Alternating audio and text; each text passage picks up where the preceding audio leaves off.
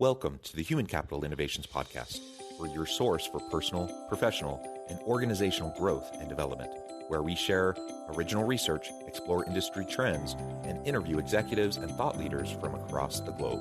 We hope you join us often for practitioner-oriented content around all things related to leadership, HR, talent management, organizational development, and change management. Maximize your personal and organizational potential with Human Capital Innovations Podcast. Do you enjoy the Human Capital Innovations Podcast? Please subscribe, leave a review, comment, share, and consider supporting the podcast on Patreon, even at the producer and sponsorship levels.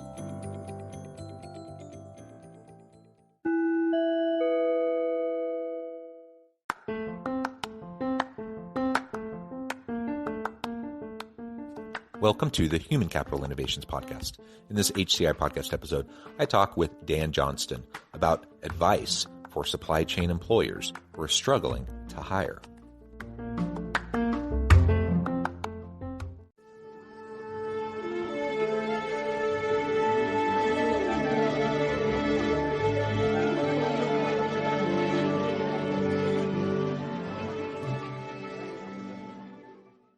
Dan Johnston, welcome to the Human Capital Innovations Podcast. Thanks for having me, Jonathan.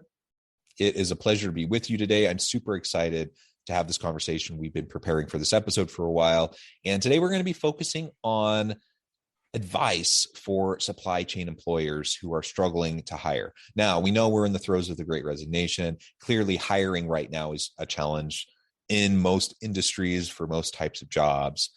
But it's a particular challenge within the supply chain and trying to get those workers who can come in and continue to keep things moving really effectively. So clearly, hiring is an important piece of this. I guess retention is another important piece of this, which plays into the same equation of just making sure we have the best talent people there with the skills and capabilities necessary to help us be successful and to carry out, the value we add to the market.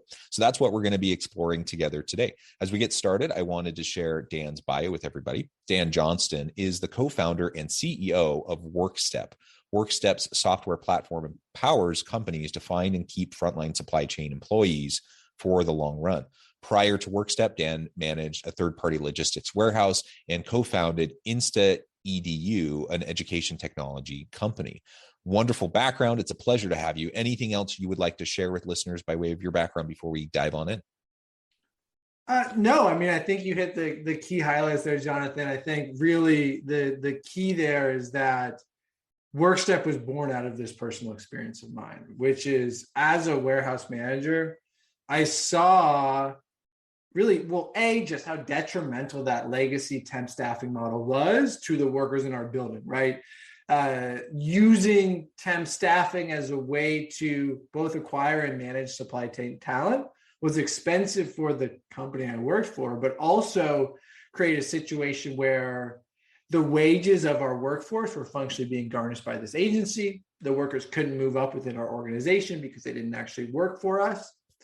And we were running trainings basically every day because of this constant rotating door of new people coming in. And so what we do at WorkStep is we build software that helps large companies who make and move physical products better hire and retain the frontline teammates across their supply chain. That's a little bit of the background behind why you created WorkStep, which is super important. Tell us a little bit more about this current labor crisis that we're in. People have termed it as the Great Resignation, the Great Awakening, whatever, all these different things. The point is it's hard to find good people right now. There's a lot of competition in terms of wages and other total compensation and perks and those sorts of things. People have simply reevaluated what's important to them and reconfigured and reprioritized, what is going to matter most. How within that context do we, attract people, and how do we deal with this labor crisis? Yeah, you're right that it has reached crisis levels, especially in the supply chain. I think, it's been a long time since I've taken an economics course, but when demand goes up and supply goes down at the same time, things get a little bit wonky. And that's what we're seeing, right? There are, more than 2.5 times as many warehouse workers in the United States today as there were a decade ago. Basically, the boom of e-commerce is driving more and more jobs from sort of endpoints like retail stores to midpoints, warehouses, production facilities, manufacturing facilities in the supply chain. And so there's this constant and growing demand for talent to get the goods that people need to their doorstep for the most part. At the same time, like you mentioned, people are reevaluating what they need from a job. People are embracing, new career pathways like predominantly freelancing and gig work. People are still sitting out of the workforce because of health and safety concerns as it relates to COVID-19. And so on the one hand, you've got demand from companies at sky high and increasing levels. On the other hand, you've got this constant turnover and less available talent than there has been in the past. And that's creating a lot of hardship for companies. And so the second part of that question was really like the how to address this current situation.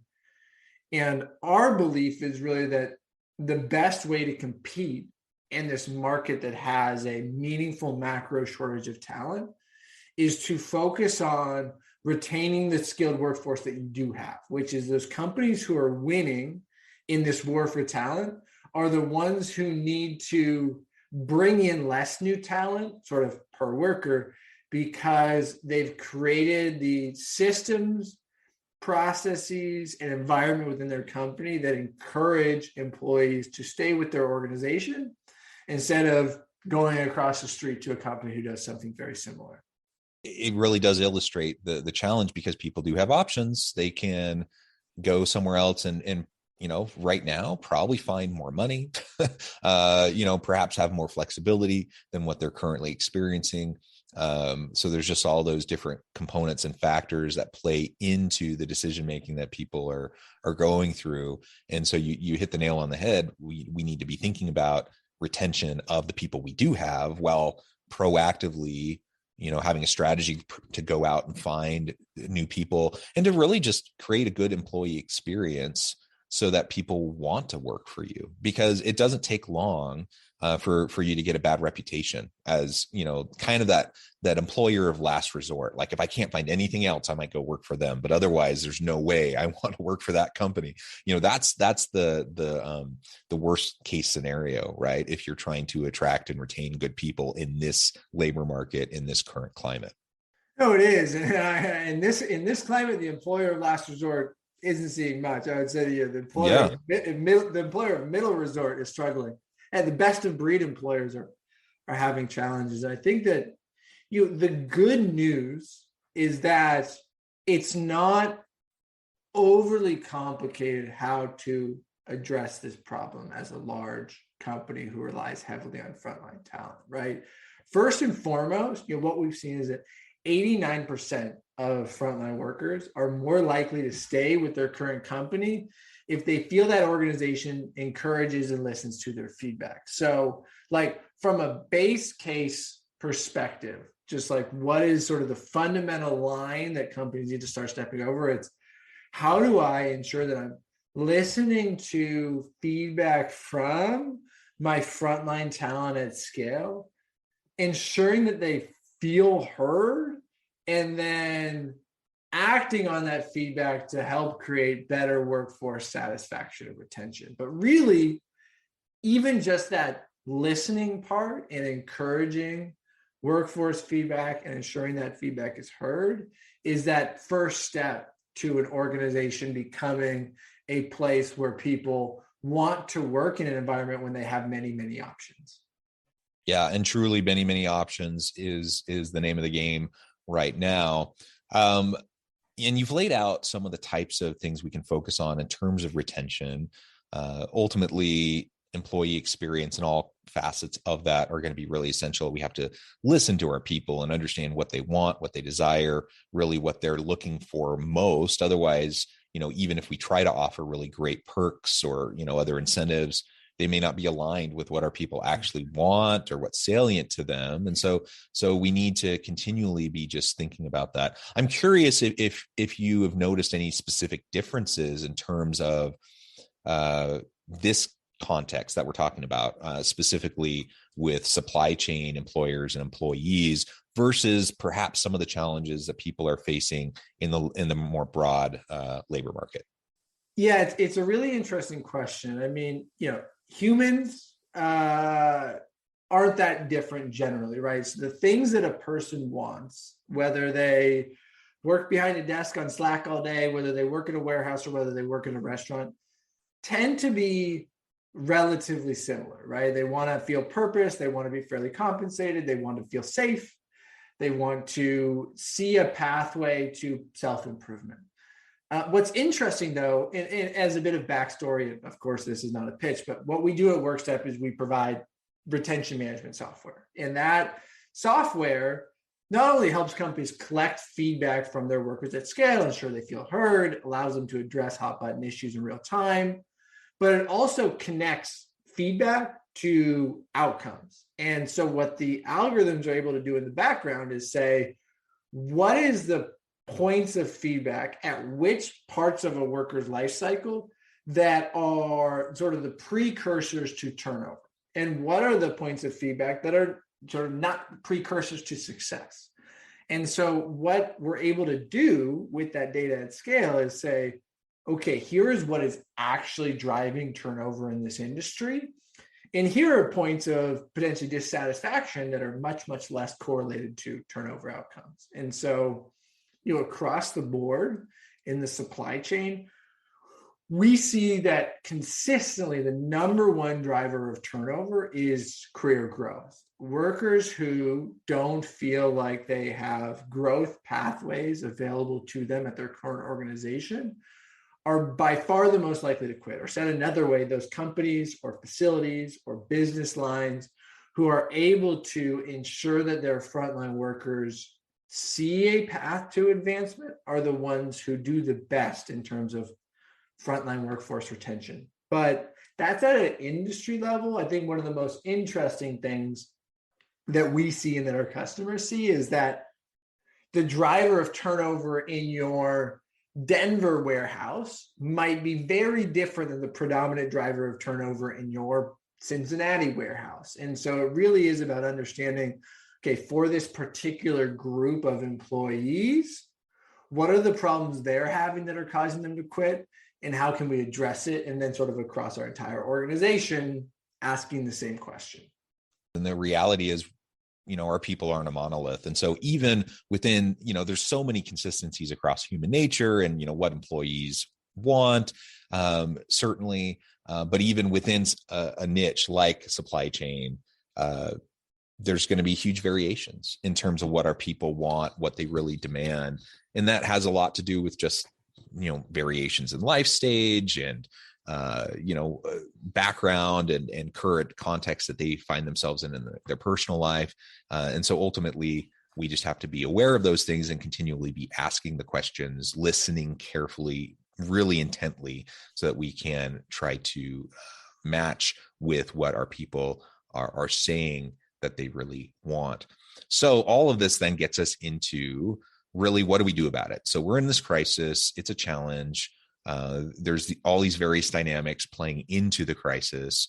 What specific actionable bits of advice would you give to employers right now within the supply chain area who are really struggling to hire? What tips and advice would you give them on how to respond to this current situation, how to weather the storm?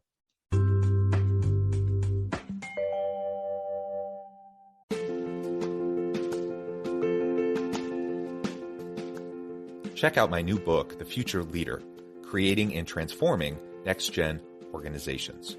Stemming from 2 decades of professional experience and over 600 in-depth interviews with executives, thought leaders, and scholars from across the globe, The Future Leader will help you explore the ordinary, everyday actions that will help you to prepare to lead in the future of work, to respond to an uncertain future, and to produce extraordinary results for individuals, teams, and organizations.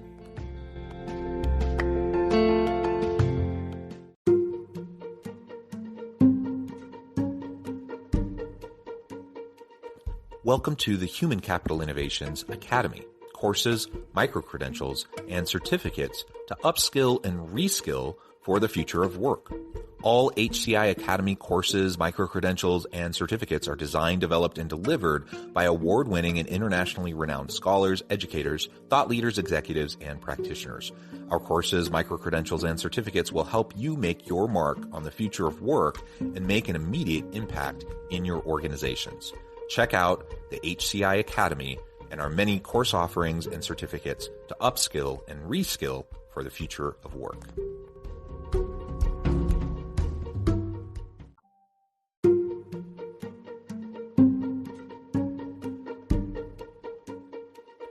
Welcome to the Human Capital Innovations Academy.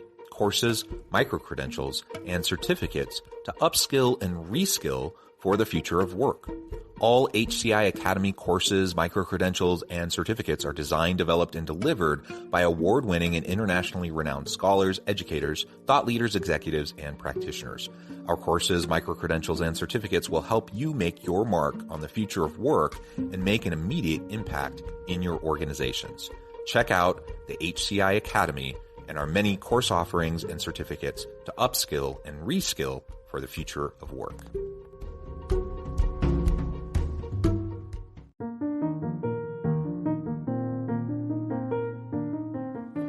Check out our new weekly LinkedIn newsletter, Alchemizing Human Capital, exploring industry trends via original research and interviews with executives and thought leaders from across the globe. We look forward to having you join us.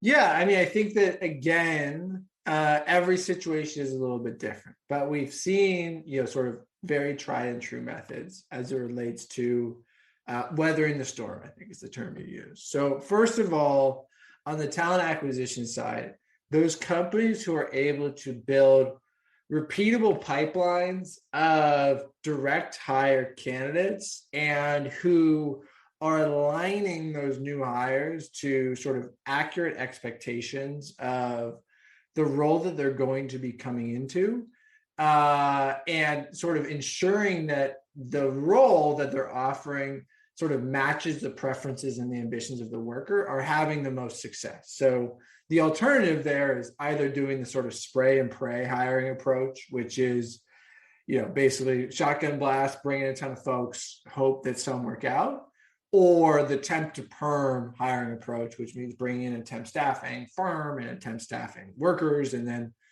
trying to convert some of those at the end of the day. So first and foremost, focus on direct hire talent who work directly for your organization and who genuinely have preferences that fit the roles you offer. That is step one on the talent acquisition side. On the other side of the coin is talent retention. And the most important thing an organization can do there is build the systems that allow them to collect feedback from their workforce at scale, understand what parts of that feedback is driving workforce outcomes, take actions to improve sentiment in those areas that are driving turnover, and measure the impact of those actions that they're taking. And of course, software like WorkStep can help sort of at all parts of that workforce funnel. But the most important thing is that companies are viewing their frontline teammates as what they are, which is essential, and prioritizing their satisfaction, safety, growth, and retention via whatever means work for the particular organization. I just have to, double click on that, the employee development component that you mentioned now a couple of times.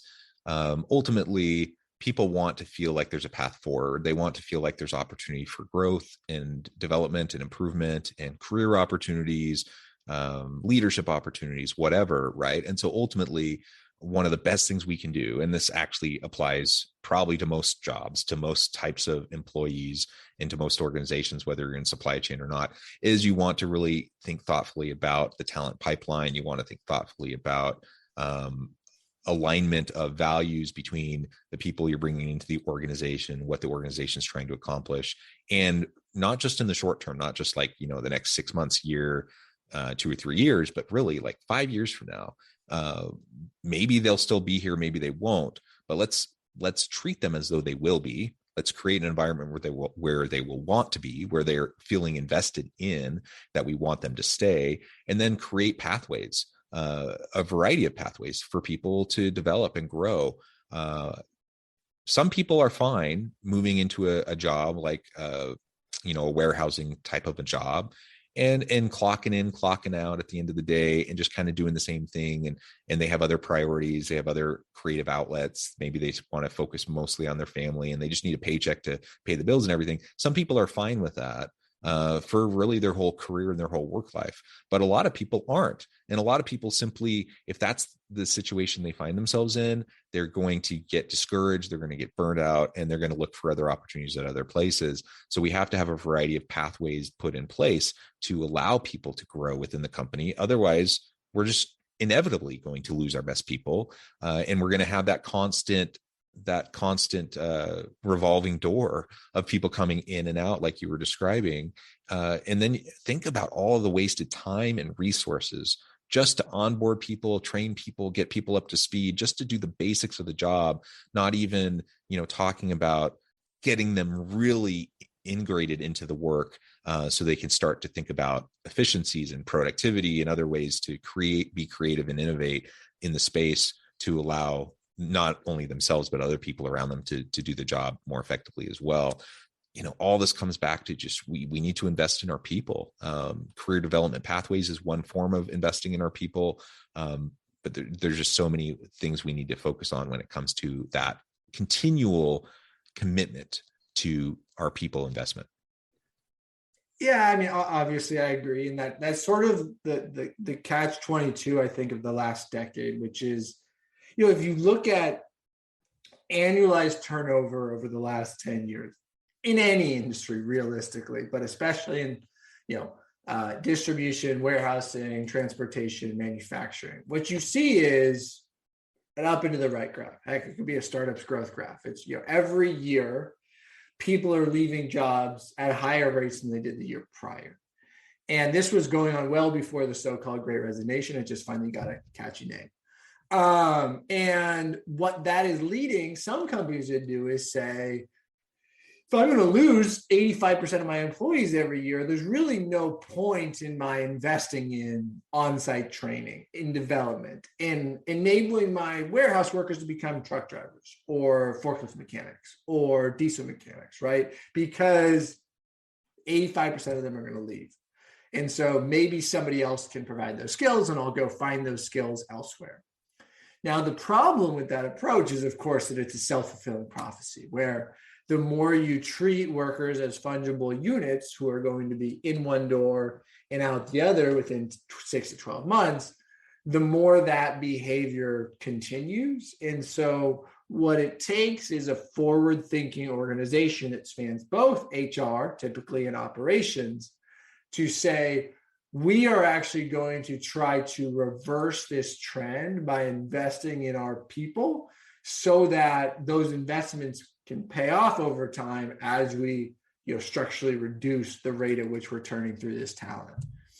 And so I think it's just been a tricky decade where it's sort of just been this like runaway train where as turnover accelerated, people tend to invest less. Turnover accelerates more, people invest even less. And now all of a sudden we've got skill shortages, who's training this next generation of talent because the employers don't want to do it.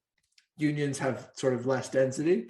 Sort of legacy training organizations don't really have the capacity, right? And so I think we're starting to see this sort of reinvestment in frontline teams from large companies, but I think we have a long way to go.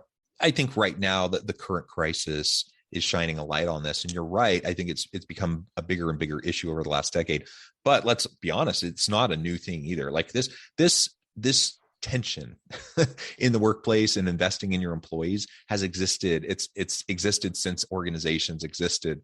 And I've been in this space for a long time, And I'm sure people who've been in it longer than me could point to even earlier days, but 20 years ago, this was an issue. Yeah. I'm sure it was even before that. And the reality is many organizations, unless they're a people-centric organization focused on the needs of their people, then they tend to really not give enough attention to this. And they see their people not as human beings who need to be invested in, need to feel valued, that they have opportunities to contribute in meaningful ways, opportunities to develop.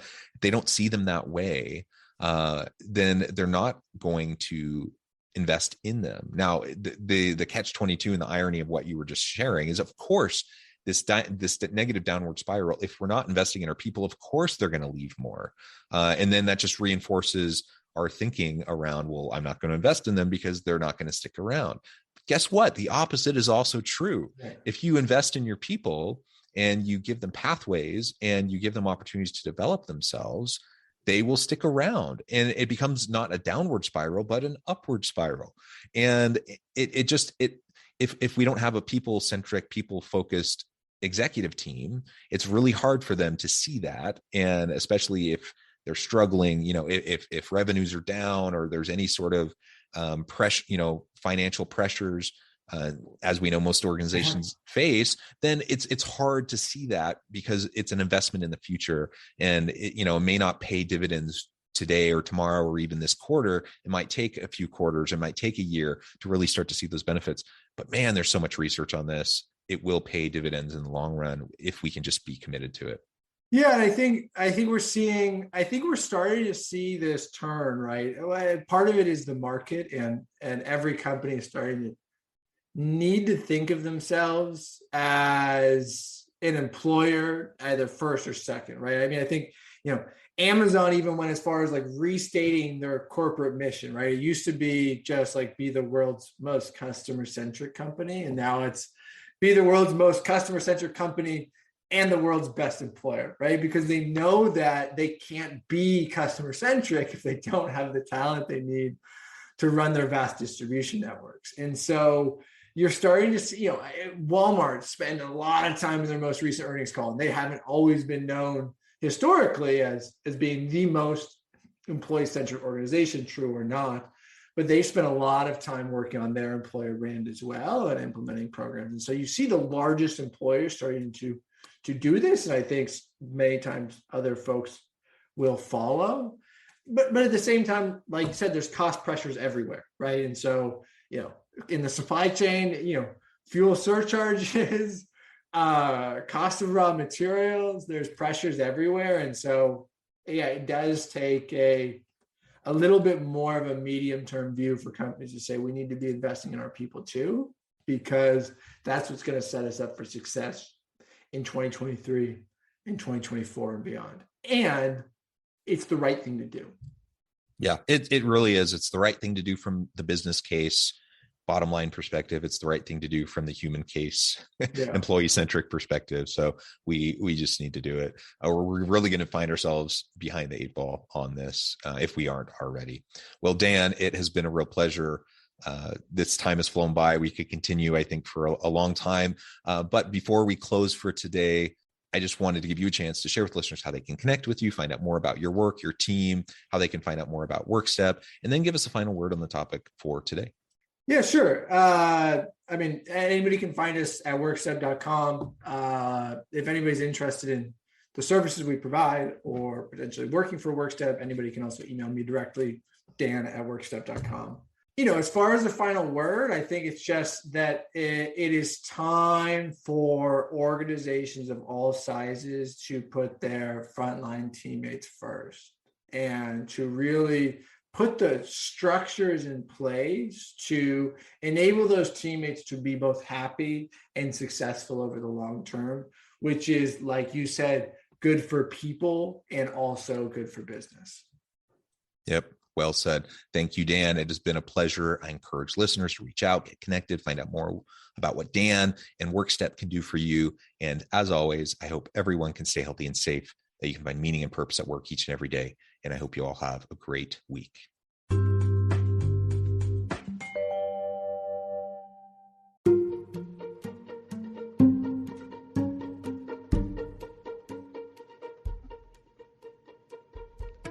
Check out Human Capital Innovations magazine, Human Capital Leadership.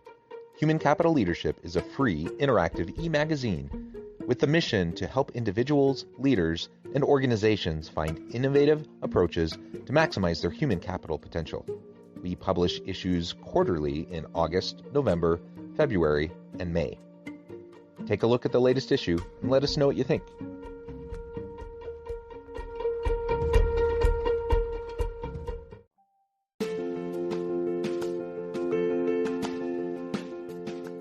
Bluer Than Indigo Leadership, the journey of becoming a truly remarkable leader.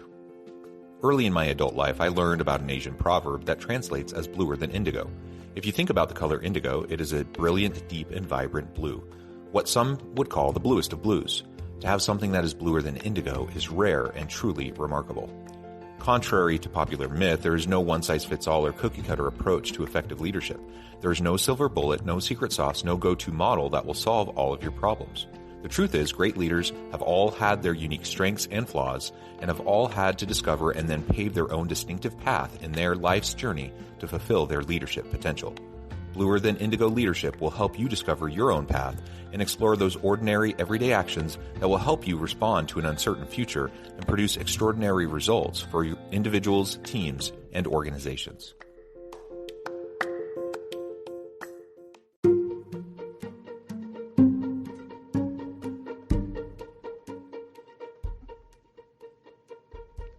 Check out Human Capital Innovations magazine, Human Capital Leadership. Human Capital Leadership is a free, interactive e-magazine with the mission to help individuals, leaders, and organizations find innovative approaches to maximize their human capital potential. We publish issues quarterly in August, November, February, and May. Take a look at the latest issue and let us know what you think.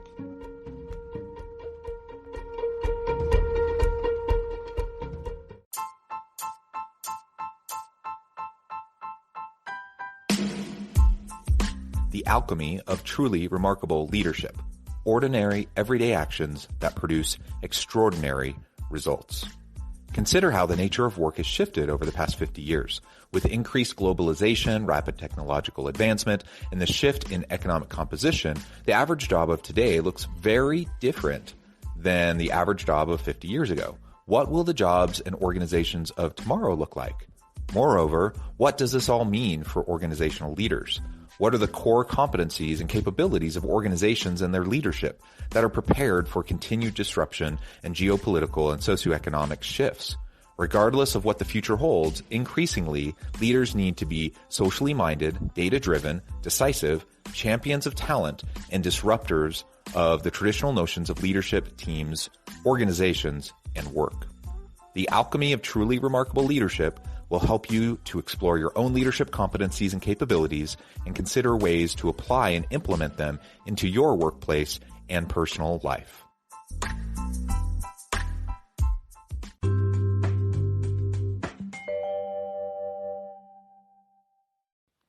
Do you enjoy the Human Capital Innovations podcast? Please subscribe, leave a review, comment, share, and consider supporting the podcast on Patreon, even at the producer and sponsorship levels. Thanks again for joining us for this episode of the Human Capital Innovations podcast. I hope you stay healthy and safe and that you have a great week.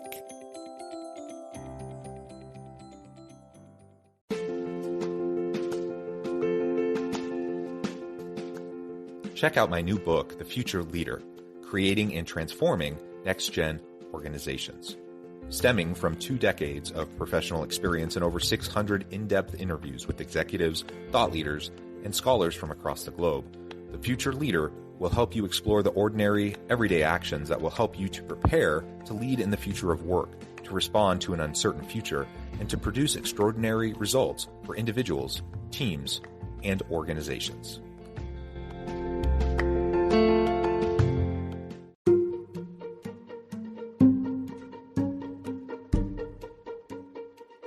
Welcome to the Human Capital Innovations Academy. Courses, micro-credentials, and certificates to upskill and reskill for the future of work. All HCI Academy courses, micro-credentials, and certificates are designed, developed, and delivered by award-winning and internationally renowned scholars, educators, thought leaders, executives, and practitioners. Our courses, micro-credentials, and certificates will help you make your mark on the future of work and make an immediate impact in your organizations. Check out the HCI Academy and our many course offerings and certificates to upskill and reskill for the future of work.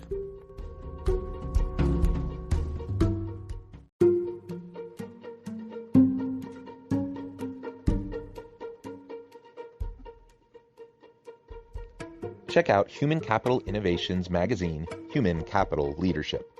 Human Capital Leadership is a free, interactive e-magazine with the mission to help individuals, leaders, and organizations find innovative approaches to maximize their human capital potential. We publish issues quarterly in August, November, February, and May. Take a look at the latest issue and let us know what you think.